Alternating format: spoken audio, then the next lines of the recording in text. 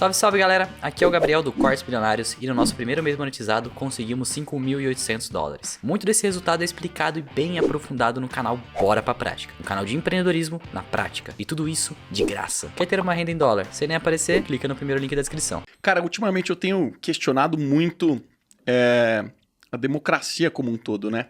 Eu fico questionando se existe algum modelo que de fato funcione, porque, cara, a gente não tem conseguido...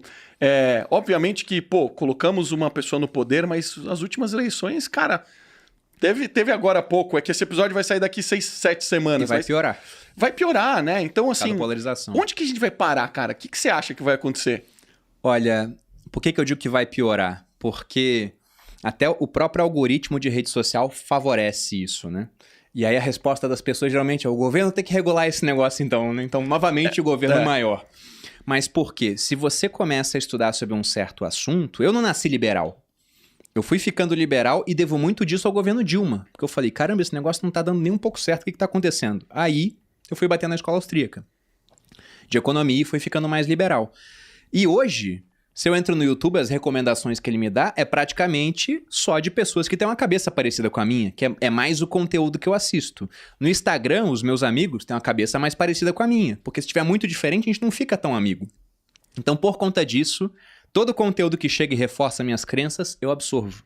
O conteúdo que é contrário às minhas crenças, por mais que eu entenda que existe esse viés de confirmação de eu querer só reforçar meus posicionamentos, eu tento ver, mas quase que naturalmente a gente acaba repelindo. Então essa polarização vai ficar cada vez maior, até chegar a um ponto que já está acontecendo, de que quando um presidente que não é o que você votou ganha, é golpe, não sei o que, tem que tirar impeachment desde o primeiro dia o pessoal fica pedindo. Exatamente. Então vai chegar um ponto onde o pessoal não vai aceitar o governante que foi eleito. Só que aí você fala sobre a questão da democracia. Eu gravei um podcast onde eu falei de um livro bem interessante, que explodiu minha cabeça, assim, que é o Democracia, o Deus que Falhou. E aí ele faz várias críticas à democracia, só que aqui no Brasil, quando você critica a democracia, então automaticamente falam que você é a favor da ditadura. O que é um negócio tão idiota quanto você criticar o Bolsonaro e te chamarem de comunista por isso, né? Como se só tivessem dois extremos. E não é assim. Tá, mas a crítica que ele fazia à democracia é a seguinte: o Hans Hermann Hoppe ele falava que a democracia era um regime incompatível com a propriedade privada. Por que isso acontece? Porque em uma eleição democrática, geralmente quem ganha é o candidato que promete mais.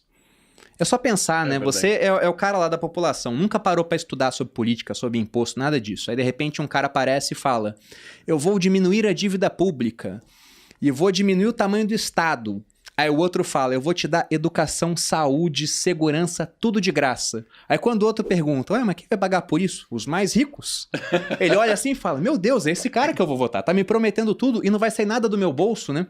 Não tem como isso acontecer. Não existe imposto só sobre os outros.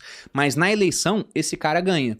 E para esse cara poder cumprir minimamente o que ele prometeu, se ele prometeu muita coisa gratuita, entre aspas, vai ter que tributar mais. E para tributar mais, não adianta achar, vou tributar o mais rico. O mais rico sabe se proteger disso. Ou ele tira dinheiro, ou ele tem uns advogados muito bons que montam lá complexas estruturas jurídicas para fugir disso. No final, o imposto vai cair sobre classe média e sobre o mais pobre. E mesmo que pegue o rico fornece serviço e produto. Ele vai lá e repassa isso de alguma forma. Então, por conta disso, na democracia, o Hoppe ele fala que os impostos vão ficar mais altos, o Estado vai ficar cada vez maior. Então, como eu sou um cara liberal, também fico questionando, né? Como é que a gente consegue mudar esse ciclo? É só a base de muita educação. Só que educação não é... Pessoas também falam, vamos investir mais em educação. Isso é muito genérico.